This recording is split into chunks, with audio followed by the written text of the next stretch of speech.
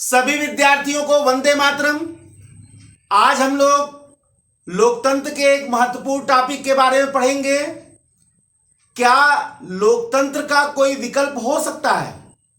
पिछले कक्षाओं में हम लोगों ने जाना कि लोकतंत्र की क्या विशेषताएं हैं, लोकतंत्र के क्या गुण हैं, लोकतंत्र के क्या दोष हैं, लोकतंत्र के क्या आदर्श हैं, लोकतंत्र के क्या तत्व हैं। सारी चीजों को हम लोगों ने जाना, सिद्धांतों को भी जाना।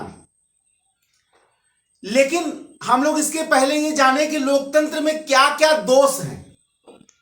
जैसे लोकतंत्र में गुणों की अपेक्षा संख्या को महत्व दिया जाता है। यह नहीं देखा जाता है कि लोगों की खोपड़ियों में क्या है। फिर कुलीन तंत्र के लोगों ने लोकतंत्र को भीड़ का शासन बताया। लोकतंत्र में भ्रष्टाचार और अनैतिकता की बारंबारता है। लोकतंत्र में शासन जनता के प्रति जवाबदेह उत्तरदायी नहीं होता है। संसद की गरिमा महिमा, संसदीय शासन प्रणाली की गरिमा महिमा लगातार दिन ब दिन गिरती चली जा रही है, निम्न से निम्नतम स्तर पर पहुंच चुकी है। कोई भी कार्य ऐसा नहीं है जो संसदीय सदस्य करते न हो, और वो भी होशो हवास में जानबूझकर और यह समझकर कि हमारा कुछ भी बिगड़ने वाला नहीं। इन तमाम दोषों को देखकर तमाम विचारकों के मन में यह प्रश्न आता है कि क्या लोकतंत्र का कोई विकल्प भी हो सकता है। अब आज हम लोग इसी प्रश्न का उत्तर ढूंढेंगे और देखेंगे कि शासन की जो सर्वोच्च प्रणाली है, क्या उससे भी कुछ सर्वोच्च हो सकता है। आज दुनिया के ज्यादातर देश जो लोकतांत्रिक हैं और लोकतंत्र की यह शासन प्रणाली जो पूरे दुनिया को अपने प्रकाश से आलोकित किए हुए है, जब बुराइयों ने इसे घेर लिया है, शासन प्रशासन की प्रणाली उत्तरदायित्व विहीन, जवाबदेह विहीन हो चुकी है। एक लोकतांत्रिक प्रणाली के स्थान पर एक व्यक्तिवादी शासन प्रणाली या आत्म केंद्रित शासन प्रणाली की स्थापना पूरे दुनिया के शासन प्रणाली में हो चुकी है। तब यह प्रश्न बारंबार उपस्थित होता है हमारे समक्ष यक्ष प्रश्न के रूप में कि क्या लोकतंत्र का भी कोई विकल्प हो सकता है। क्या कोई शासन प्रणाली लोकतांत्रिक प्रणाली का भी स्थान ले सकती है। क्या कोई लोकतंत्र का भी स्थानापन्न हो सकता है। आज अपने लेक्चर में हम इसी का जवाब देंगे और यह देखेंगे कि यदि लोकतांत्रिक शासन प्रणाली दोषयुक्त है तो कोई भी शासन प्रणाली दुनिया में जो चल चुकी है, चल रही है, दोष मुक्त नहीं है। ठीक है। लोकतंत्र की शासन प्रणाली में हमने बुराइयों को देखा, जाना, समझा, और यह प्रश्न विचारकों के समक्ष उठता रहा कि क्या लोकतांत्रिक शासन प्रणाली का भी कोई विकल्प है। लोकतंत्र के शासन प्रणाली के विकल्प के रूप में कई सारे शासन प्रणालियों का एग्जाम्पल लिया जाता है या विकल्प प्रस्तुत किया जाता है। जैसे राजतंत्र, अधिनायक तंत्र, कुलीन तंत्र, साम्यवाद, समाजवाद, इन तमाम शासन प्रणालियों का लोकतंत्र के विकल्प के रूप में प्रस्तुतिकरण किया जाता है। और अब साम्यवादी अगर दुनिया में कहीं है, कहेगा साम्यवादी शासन प्रणाली बहुत अच्छी है, कम्युनिस्ट शासन प्रणाली बहुत अच्छी है। कम्युनिज्म ने तो भारत के स्वतंत्रता दिवस को काला दिन के रूप में मनाया, क्योंकि कम्युनिस्टों को तो लगता ही नहीं था कि भारत आजाद हुआ है। उन्होंने काला दिवस के रूप में मनाया। उन्हें तो कम्युनिज्म चाहिए था, समाजवादियों को समाजवाद चाहिए था, भले उसका परिभाषा ना जानते हो, भले समाजवाद का अर्थ ही ना जानते हो। कम्युनिस्टों को कम्युनिज्म चाहिए था। जहां राजतंत्र तानाशाही है, उनको तानाशाही चाहिए था। उनको राजतंत्र अरब कंट्रियों का दिखता है। कुलीन तंत्र जहां जहां है, अधिनायक तंत्र जहां जहां था, तानाशाही था, उनको लगता है वो शासन प्रणाली ज्यादा अच्छी है। इस लेक्चर में आज हम यही जानने का प्रयत्न करेंगे कि क्या ये शासन प्रणालियां जो मौजूद हैं या मौजूद थी, अस्तित्व में है या अस्तित्व में नहीं है, क्या वो लोकतंत्र की शासन प्रणाली से ज्यादा अच्छी हैं? क्या वो लोकतंत्र पर वरीयता प्राप्त करती हैं, या लोकतांत्रिक शासन प्रणाली उनसे कहीं अच्छा? ठीक है, अगर हम कंपैरेटिव स्टडी करें और लोकतंत्र के साथ शासन की अन्य प्रणालियों का भी जांच और परीक्षण करें और देखें कि क्या लोकतंत्र उनमें वरीयता प्राप्त करता है, क्या उनमें कोई कमियां नहीं है, तो लोकतंत्र के लिए जिन शासन प्रणालियों के विकल्प को प्रस्तुत किया जाता है उनको हम एक एक करके जज करेंगे और देखेंगे कि क्या वो लोकतंत्र से अधिक अधिक उपयुक्त है, अधिक अच्छी है, या लोकतंत्र उनसे ज्यादा अच्छा है। इसी को आज हम देख रहे हैं। लोकतंत्र के विकल्प के रूप में सबसे पहले जिस शासन प्रणाली का विकल्प दिया जाता है वो है राजतंत्र। राजतंत्र दुनिया का जब से निर्माण हुआ तो प्रयोग में लाई जाने वाली शासन की सबसे महत्वपूर्ण जो व्यवस्था या प्रणाली थी वो राजतंत्र ही थी। राजतंत्र में कितनी भी अच्छाई हो, लेकिन राजतंत्र का कानून के शासन में जरा सा विश्वास नहीं है। क्यों? क्योंकि राजतंत्र में राजा के मुख से निकले वचन ही कानून होते हैं। राजा स्वयं विधायिका है, राजा स्वयं कार्यपालिका है और राजा ही सर्वोच्च न्यायपालिका है। भ्रष्टाचार, अनाचार, भाई भतीजावाद, इन सब बुराइयों का बहुतायत पाया जाता है राजतंत्र में। दुनिया के जितने भी राजतंत्रात्मक देश रहे हैं वो समाप्त ही इसलिए हुए हैं, उनके समाप्ति के पीछे बहुत बड़ा कारण रहा है। यही कारण रहा है कानून के शासन में विश्वास न होना, क्योंकि कानून कोई विधायिका में बने तार्किक नियम नहीं थे। राजा के मुख से निकले वचन, चाहे वो नींद में ही क्यों ना आदेश दे रहा हो, वो कानून बन जाते थे। यहां लोकतंत्र वरीयता प्राप्त करता है क्योंकि लोकतंत्र में संविधान होता है, कानून के शासन में विश्वास होता है, रूल ऑफ लॉ, राष्ट्र जैसे भारत में आर्टिकल 14 रूल ऑफ लॉ भारतीय शासन व्यवस्था का एक आदर्श है। प्रयोग कितना हो रहा है इसमें मैं डिस्कशन नहीं कर रहा हूं। मैंने आपको बाद में बताया कि मैं सिद्धांत और व्यवहार को अलग करके बात कर रहा हूं। व्यवहार क्या है, सिद्धांत देखिए क्या होना चाहिए और क्या हो रहा है, इसको कहते हैं संवैधानिक प्रारूपवाद। इस पर डिस्कशन मैं नहीं कर रहा हूं, इस पर डिस्कशन अलग लेक्चर में करूंगा। क्या हो रहा है मेरा डिस्कशन है, क्या होना चाहिए। तो लोकतंत्र के सैद्धांतिक पक्ष का बात है, लेकिन व्यवहारिक पक्ष के भी वर्णन होगा यहां पे। लेकिन अभी कंपैरिजन जो हो रहा है शासन प्रणालियों में, उस सैद्धांतिक पक्ष के साथ साथ व्यवहारिक पक्ष का भी हम लोग कर ले रहे हैं, लेकिन मेन सैद्धांतिक पक्ष ही रहेगा। अगर देखा जाए तो लोकतंत्र का कानून के शासन में विश्वास है। लोकतंत्र में भ्रष्टाचार, भाई भतीजावाद तो बहुत ज्यादा है, लेकिन राजतंत्र से तो कम ही हो सकता है। राजतंत्र से तो कम ही हो सकता है, वहां एक व्यक्ति का अधिकार नहीं होता है। ठीक है, भ्रष्टाचार सामूहिक है, भ्रष्टाचार संस्थागत है, लेकिन राजतंत्र से तो वरिष्ठ हो ही गया इस मामले में लोग। ठीक है ना। इसका मतलब देखा जाए कानून के शासन प्रणाली को लेकर तो लोकतंत्र राजतंत्र पर बहुत भारी पड़ता है, और राजतंत्र का समापन ही इसलिए हो गया और आगे भी देश में वहां समापन होने वाला है, ऐसा नहीं है।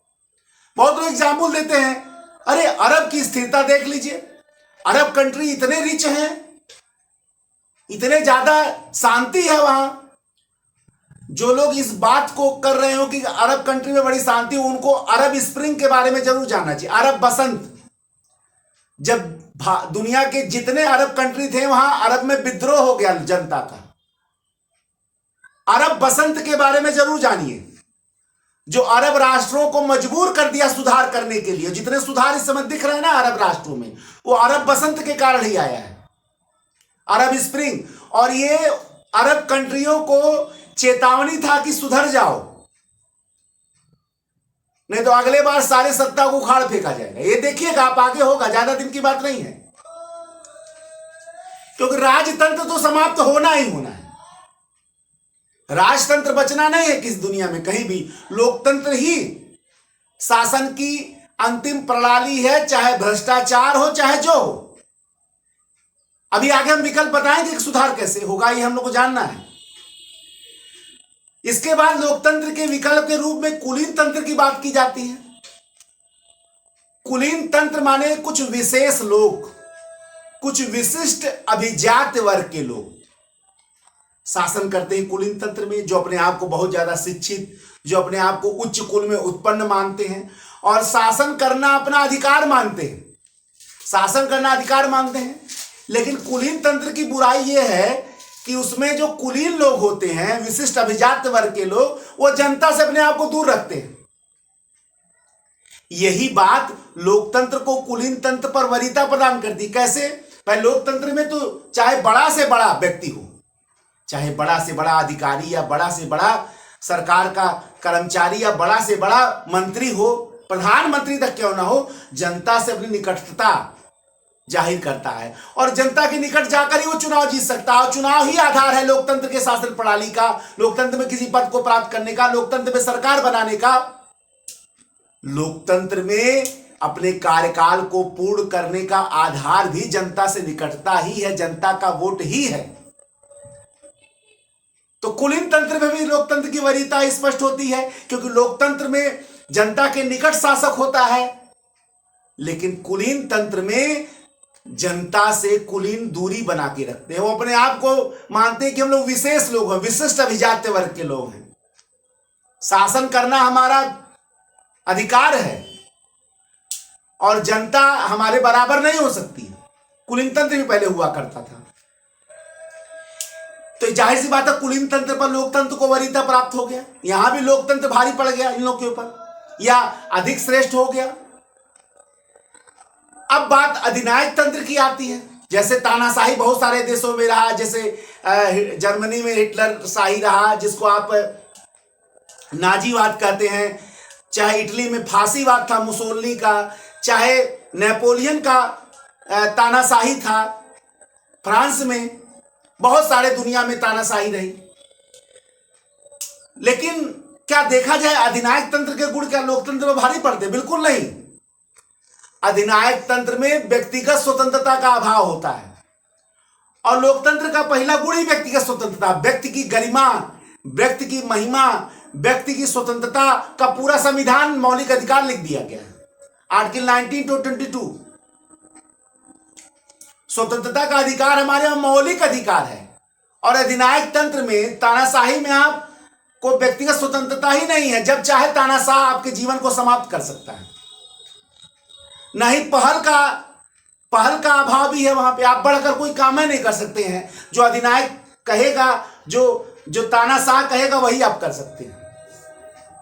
जाहिर सी बात है व्यक्तिगत स्वतंत्रता और पहल का अभाव जो अधिनायक तंत्र में नहीं है, दोनों लोकतंत्र में है। यहां भी लोकतंत्र अधिनायक तंत्र पर वरीयता प्राप्त करता है। आजकल मार्क्सवादी, साम्यवादी, समाजवादी अपने आप को जन मजदूर और किसानों के बहुत बड़े हितैषी बनते हैं। 1917 में मार्क्सवादी विचारधारा से प्रभावित रूस की क्रांति जब हुई और लेनिन रूस के सत्ता पर बैठा, जारशाही को समाप्त करके, जार की सत्ता को समाप्त करके, तो दुनिया में नई शासन प्रणाली का पहली बार समाजवादी शासन प्रणाली का पहचान हुआ। लेकिन लेनिन के बाद जब स्टालिन आया, जिसने लाखों विरोधी लोगों को मरवाया, तो समाजवादी मार्क्सवाद का खूनी चेहरा सामने आया। लोगों के लाखों लोग मारे गए। समझ में आ गया कि यह मजदूर और किसान की सत्ता नहीं है, यह एक प्रकार के सर्वहारा की तानाशाही है। सर्वहारा का नाम लेकर तानाशाह गद्दी पर आ गए और उसी तरह से करोड़ों लोग मारे गए। तो 1949 में चाइना में साम्यवाद आया माओ से तुंग के नेतृत्व में।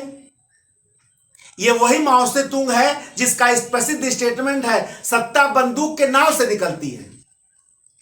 ऐसे लोगों की सोच समाजवादी का खूंजी चेहरा, मार्क्सवाद का खूनी चौरा, साम्यवाद का खूनी चौरा, जो लाखों लोगों को, करोड़ों लोगों को मारकर गद्दी पर बैठते हैं, कम से कम लोकतांत्रिक चेहरा तो इससे बहुत अच्छा है। आपके मन में प्रश्न आ रहा होगा, बहुत लोग के मन में प्रश्न आ रहा होगा, कह रहे कैसा आप कह रहे हैं, लोकतंत्र में बहुत हत्याएं हो रही हैं, लोकतंत्र में भी नरसंहार हो रहा है, लोकतंत्र में भ्रष्टाचार हो रहा है, लोकतंत्र में भाई भतीजावाद है। अरे भाई, ये लोकतंत्र का दोष नहीं है, ये उन लोगों का दोष है जो लोकतंत्र को चला रहे हैं। लोकतंत्र तो कह रहा है प्रजा सुखम सुखम राज्ञा प्रजानाम च हितम नामक प्रियम हितम राज्ञा प्रजानाम तो प्रियम हितम। प्रजा के हित में ही राजा का हित है, प्रजा की भलाई में ही राजा का भलाई है। राजा को जो प्रिय लगे वो हित कर नहीं है, बल्कि जो प्रजा को प्रिय लगे वो हित कर। ये लोकतंत्र की मूल आधारशिला है, जिसको हजारों वर्ष पहले चाणक्य ने अपने अर्थशास्त्र में लिखा था। हजारों वर्ष पहले भारत में लोकतांत्रिक अवधारणा था। ये लोकतंत्र है। तानाशाही में प्रजा सुखम सुखम राज्ञा नहीं होता, साम्यवाद में प्रजा सुखम सुखम राज्ञा नहीं होता है, कुलीन तंत्र में प्रजा सुखम सुखम राज्ञा नहीं होता है, राजतंत्र में प्रजा सुखम सुखम राज्ञा नहीं होता है। लोकतंत्र में होता प्रजा सुखम सुखम राज्ञा प्रजानाम च हितम।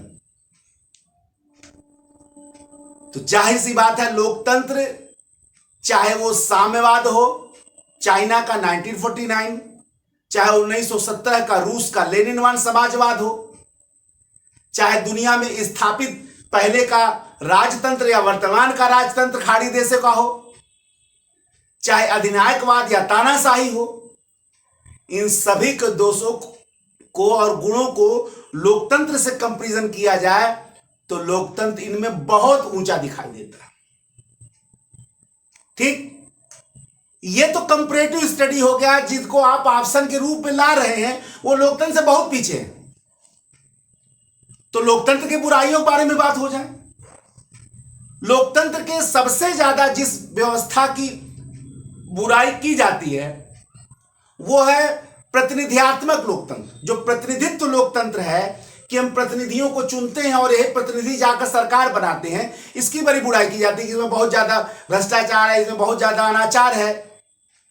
लेकिन वास्तव में आज के बड़े बड़े लोकतांत्रिक देशों की आधारशिला ही प्रतिनिधियात्मक लोकतंत्र है। आज के सामाजिक राजनीतिक व्यवस्था का एक अनिवार्य आधार है कौन? प्रतिनिधियात्मक लोकतंत्र। Representative democracy is must for modern social and political structure. आज के सोशल और पॉलिटिकल स्ट्रक्चर में प्रतिनिधियात्मक लोकतंत्र अनिवार्य है। जहां लाख करोड़ों की जनसंख्या है वहां आप खुद जाकर शासन कभी नहीं कर सकते हैं, आपको प्रतिनिधि चुनना पड़ेगा। राज्यों में विधायक, केंद्र में सांसद। विधायक राज्य की सरकार बनाएंगे और सांसद केंद्र की सरकार बनाएंगे, होना ही है। और प्रतिनिधियात्मक लोकतंत्र की सबसे बड़ी उपस्थिति जो है वो केवल लोकतंत्र में ही दिखता है। प्रतिनिधि शासन प्रणाली की सर्वोच्च साकार प्रतिष्ठा लोकतंत्र में ही हो सकता है, राजतंत्र में प्रतिनिधि नहीं होते हैं। राजतंत्र में प्रतिनिधि नहीं होते। अरे जब ब्रिटेन में हाउस ऑफ द पीपुल था तो बड़ा निम्न दृष्टि से देखा जाता था। हाउस ऑफ द लॉर्ड, जो राजा के चमचे थे, वो बड़ा सम्मान से रखे जाते थे। आज हाउस ऑफ द पीपुल प्रमुख हो गया, हाउस ऑफ लॉर्ड का पता ही नहीं। तो राजतंत्र में तो हाउस ऑफ द पीपुल को कोई मतलब ही नहीं है, लेकिन लोकतंत्र में हाउस ऑफ द पीपुल सर्वोच्च शक्ति रखता है। तो प्रतिनिधियात्मक लोकतंत्र का सर्वोच्च साकार प्रतिष्ठा तो इसी में हो रहा, लोकतंत्र में होता है। दूसरा, दलीय प्रणाली भी आज के शासन प्रणाली के महत्वपूर्ण आधारशिला है। राजनीतिक दल सरकार लोकमत का निर्माण करते हैं, सरकार के कार्यों का जो गलत कार्य है उसकी आलोचना करके एक लोकमत का निर्माण करते हैं और शासन प्रणाली को उत्तरदायी भी बनाए रखते हैं। नहीं तो राजनीतिक दलों के अभाव में शासन प्रणाली क्या हो जाएगी? तानाशाह हो जाएगी। वो सोचे कि अहम ब्रह्मास्मि। अगर दल ना हो, राजनीतिक दल लोकमत का निर्माण ना करे, राजनीतिक दल सरकार के गलत कार्यों की आलोचना ना करे, राजनीतिक दल सरकार के विपक्ष में एक माहौल ना बनाए, तो लोकतांत्रिक सरकारें तानाशाह हो जाएंगी। इसलिए सरकार को उत्तरदायी बनाने में दलीय प्रणाली के महत्ता को आप नकार नहीं सकते। तो जिन प्रतिनिधित्व लोकतंत्र की बुराई कर रहे हैं, उनका भी लोकतंत्र में सर्वोच्च प्रतिष्ठा होता है। दलीय प्रणाली का भी लोकतंत्र में ही सबसे ज्यादा महत्व है। प्रसिद्ध विचारक ब्राइस का कथन है, जिस प्रकार ज्वार भाटे सागर की लंबी खाड़ियों को स्वच्छ करते हैं, भाई ज्वार भाटा आता है तो सारी गंदगी खींचा के खाड़ियों से बाहर हो जाती है, उसी प्रकार राजनीतिक दल भी लोकतंत्र के दिमाग को स्वच्छ और सजग रखते हैं। जाहिर सी बात है, कम से कम सरकार को अलर्ट तो बनाते ही बनाते हैं, भले सरकार उनकी बात ना माने। और राजनीतिक दलीय प्रणाली का सर्वोच्च उपस्थिति तो जाहिर सी बात है लोकतंत्र में ही होता है। देखिए, इसी प्रकार भ्रष्टाचार, उत्तरदायित्व विहीनता, जवाबदेही का अभाव, ये प्रणालियां जो लोकतंत्र में पाई जाती है, इसका आप लोकतंत्र को दोष नहीं दे सकते हैं, क्योंकि भ्रष्टाचार के लिए लोकतांत्रिक शासन प्रणाली नहीं जवाबदेह है। भ्रष्टाचार के लिए समाज का, राष्ट्र का सार्वजनिक जीवन है। भ्रष्टाचार ऊपरमुखी, ऊपर से नीचे नहीं आता है, ना ही नीचे से ऊपर जाता, पूरे समाज में फैला हुआ है। पूरे समाज के जन जन कण कण में फैला हुआ है भ्रष्टाचार। ये सार्वजनिक जीवन में भ्रष्टाचार है। और सार्वजनिक जीवन का जो भ्रष्टाचार है, ये समाज के प्रत्येक पक्ष को, चाहे वो सामाजिक पक्ष हो, चाहे राजनीतिक पक्ष हो, चाहे धार्मिक पक्ष हो, चाहे शैक्षणिक पक्ष हो, हर पक्ष को उतना ही प्रभावित कर रहा है। ऐसा नहीं है कि राजनीति समाज के भ्रष्टाचार का कारण है। भ्रष्टाचार तो सबसे पहले मनुष्य के मस्तिष्क में ही पैदा होता है, चाहे वो राजनीति में हो, चाहे वो समाज में हो, चाहे वो शिक्षा में हो, चाहे वो स्वास्थ्य में हो, चाहे वो अर्थव्यवस्था में, कहीं हो, पैदा तो मनुष्य के दिमाग में ही होगा वो। तो भ्रष्टाचार के लिए आप लोकतंत्र को दोष नहीं दे सकते हैं, लोकतंत्र के सार्वजनिक जीवन को आप दीजिए। जो सामाजिक जीवन है, जो समाज के प्रत्येक क्षेत्र हैं, वो भ्रष्टाचार का प्रमुख जिम्मेदार है। हाँ ठीक है, जितना राजनीतिक क्षेत्र आ रहा हो, राजनीति प्रभावित कर रहा है, इस थोड़ा है कि नहीं कर रहा है, लेकिन सब आपस में घुले मिले ना। आप एक को दोष कैसे दे सकते, आप बताइए, केवल एक को दोष कैसे? हाँ ठीक है, राजनीति है, समाज को उदंड बना दिया है, राजनीतिक शक्तियों ने समाज को अब निश्चित ही रसातल की ओर ले जाने की प्रक्रिया कर रहे हैं, इसमें कोई दो राय नहीं, जरा सा भी दो राय नहीं है। लेकिन केवल वही दोषी नहीं है। और मान लीजिए अगर इसको मान भी लें, तो राजनीति कोई जीवंत प्रणाली तो है नहीं, उसको चलाने वाला व्यक्ति है, तो व्यक्ति ना दोषी हुआ। भाई, आपके सार्वजनिक जीवन में चाकू कितना उपयोगी है। अगर चाकू घर के अंदर ना हो तो सुबह से शाम तक कोई काम नहीं हो सकता है, घर का भोजन निर्माण की प्रक्रिया और बहुत सारे कार्य। लेकिन उसी चाकू का प्रयोग हत्या में भी होता है। इसके लिए चाकू का क्या दोष? ये तो चलाने वाला का दोष है ना, कि वो उसका प्रयोग भोजन बनाने में कर रहा है या लोगों की हत्या में कर रहा है, इसमें चाकू का दोष क्या है? उसी प्रकार लोकतंत्र में जो भी बुराइयां दिखाई दे रही हैं, वो उसके लिए लोकतंत्र दोषी नहीं है, बल्कि वो लोग दोषी हैं जो लोकतंत्र को चला रहे हैं, जो लोकतंत्र का नियामक हैं, जो लोकतंत्र के संचालक हैं, जो लोकतंत्र के नियंत्रक हैं, जो लोकतंत्र के नियंता हैं। इन लोगों का दायित्व है लोकतंत्र में व्याप्त बुराइयों के लिए। इसके लिए आप केवल लोकतंत्र को दोष नहीं दे सकते, ठीक?